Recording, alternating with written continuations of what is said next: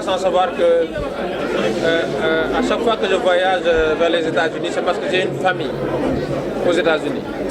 Ma femme réside là-bas, donc je suis dans l'obligation familiale d'aller quelquefois la rejoindre, même si je suis engagé au niveau local. Néanmoins, à chaque fois que je voyage ici, ce n'est pas seulement aux États-Unis, je profite pour faire le tour et chercher des partenariats. Par la même occasion, j'ai eu de bons contacts qui m'ont promis une fois la mairie des Parcelles Assainies acquis, qui pourront faire beaucoup d'investissements ici.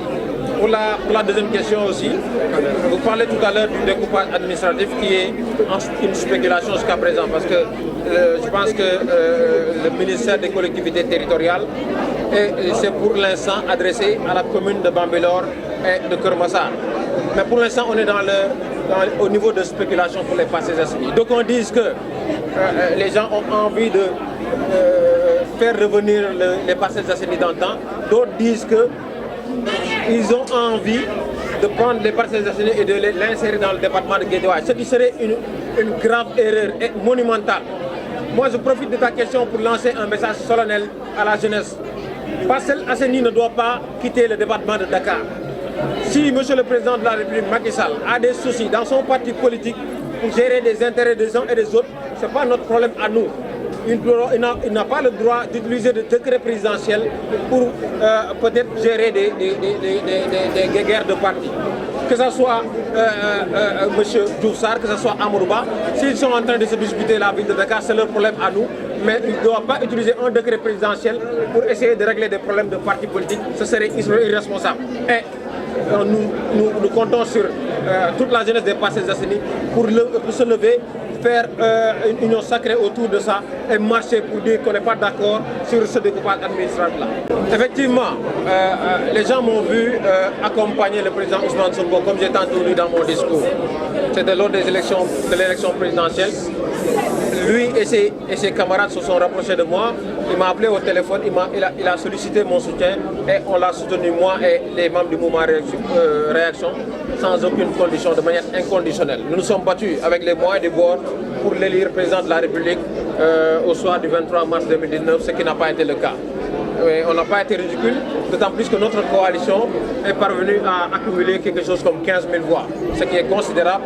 Et j'ose espérer que si nous parvenons à maintenir cette coalition-là, avec toutes les autres entités politiques de l'opposition, nous irons à la conquête de la mairie des Parcelles Assainies et des élections législatives. Vous avez parlé tantôt de M. Barthélémy Diaz.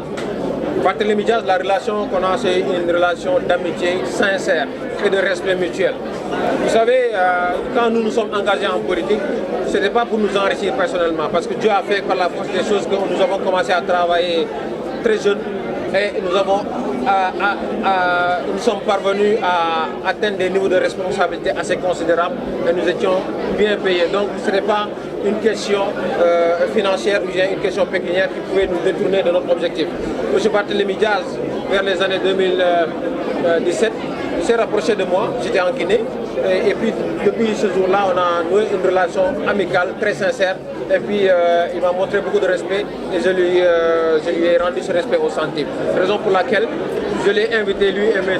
Khalifa Ababacar Sall, ainsi que toute la coalition Taxawu Dakar, à l'occasion d'un meeting, pour effectivement leur faire comprendre que la personne à qui vous aviez fait confiance en 2014, la personne que vous avez élue maire vous a trahi, mais ne vous inquiétez pas, vous vous êtes fait d'autres amis qui ont des principes, qui ont des valeurs, et que tout ce qu'ils feront seront en accord avec ces principes-là. Par rapport à mon programme, je vais me priver de faire l'étalage de notre programme, mais quand même les grands axes prioritaires qui sont la santé, l'éducation et le sport. La santé, l'éducation et le sport. La santé d'abord, parce qu'une commune comme les Parcelles Assainies, qui avoisine près de 400 000 habitants, il n'est pas normal selon les normes standards mondiales qu'on n'ait pas un hôpital de niveau 1. Il n'y a pas de radio, il n'y a pas de scanner dans cet hôpital-là. On a un centre de santé, ce qui n'est pas du tout normal. Allez visiter les postes de santé aux Parcelles Assainies. Il n'y a pas de médicaments, il n'y a pas de lit d'hospitalisation, rien du tout. Moi, je pense qu'on a une population jeune, mais pour qu'on puisse bénéficier de cette jeunesse, de cette population-là, il faut qu'elle soit bien soignée, bien traitée. Malheureusement, les Parcelles Assainies sont laissées en rade et moi-même et d'autres jeunes qui habitent la localité, nous avons usé de nos moyens pour faire parvenir du matériel d'hospitalisation, du matériel médical à l'hôpital des Parcelles Assainies. Ce qui a été vraiment apprécié par les populations, mais malheureusement le maire, malgré sa position de maire, n'a pas été capable en donnant des relations de partenariat public-privé, bien des relations bilatérales, d'équiper correctement le centre de santé. Le sport, on est en face d'un stade qui depuis 2009 n'a pas été livré. M. Aziz Diagne, qui est un grand sportif, sera témoin. La fois dernière, le mouvement sportif Nawetan a fait une marche pour exiger la livraison de ce stade-là. Et nous indexons et nous disons solennellement que M. Maktarba ne respecte pas les Parcellois. Parce qu'à la veille des élections, il s'est déplacé lui-même pour tenir un discours disant que votre stade sera livré dans les jours qui viennent. Au lendemain des élections, il n'a pas remis les pieds ici, ce qui n'est pas normal. Et les Parcellois prendront les responsabilités. Et comme j'ai dit tantôt, tous les mois, nous allons faire des marches pour réclamer notre stade. Tous les mois, nous allons faire des marches pour réclamer un hôpital de niveau 2. Nous allons marcher encore et encore pour faire rétablir l'ordre aux Parcelles Assainies. Je pense qu'il ne manque pas de levier avec l'acte 3 de la décentralisation. Le budget de la commune qui avoisine les 2 milliards et qu'elle ne peut pas construire un stade. Ça relèverait du rêve. Ce qu'il faut avec l'acte 3 de la décentralisation qui a donné beaucoup plus de compétences et de prérogatives aux communes, c'est de nouer des partenariats publics-privés, voire des privés locaux, nationaux ou bien des privés à l'étranger, comme c'est le cas avec les autoponts, les 18 autoponts que le Sénégal est en train de réaliser. L'État du Sénégal n'a pas décaissé. C'est des privés internationaux qui sont allés lever des fonds, qui sont venus faire. C'est ça, en fait, un partenariat public-privé.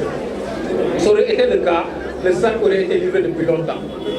Toujours est-il que ça dénote de l'incompétence de l'équipe municipale. Par rapport au bilan de Moussassi, tout à l'heure on parlait de sport. On n'a pas de staff. Où est-ce que vous voulez que nos jeunes s'affirment? Ce n'est pas possible. L'équipe Fagnon des Parcelles Assainies, l'Union sportive des PA, c'est Moussassi qui est le président, c'est les gens avec qui il travaille dans la mairie qui sont l'équipe dirigeante. Raison pour laquelle une équipe comme ça ne peut pas gravir des échelons. Ce qu'il faut, c'est une gestion inclusive, une politique inclusive qui essaie de contacter exactement les différentes ressources humaines par rapport à leurs compétences et de les intégrer dans la gestion de la localité, que ce soit dans le domaine du sport, que ce soit dans le domaine de la santé, que ce soit dans le domaine de l'éducation. Mais comme vous dites, je vous ai dit tout à l'heure que j'avais beaucoup de partenaires. C'est à travers mes partenariats que j'ai équipé l'hôpital Mam Abdou d'une valeur de 20 millions. Parce que j'ai été directeur dans une institution financière de l'AMPAC. Ça m'a permis d'avoir un portefeuille relationnel assez considérable. J'ai commencé à voyager depuis l'année 2009. J'ai fait le tour du monde. J'ai beaucoup de bons amis. Et la gestion d'une commune avec l'acte 3 de la décentralisation, c'est les relations nationales et internationales. Et ça, nous avons un portefeuille qui peut nous permettre, au-delà de notre budget, de faire beaucoup de réalisations au Parcelles Assainies.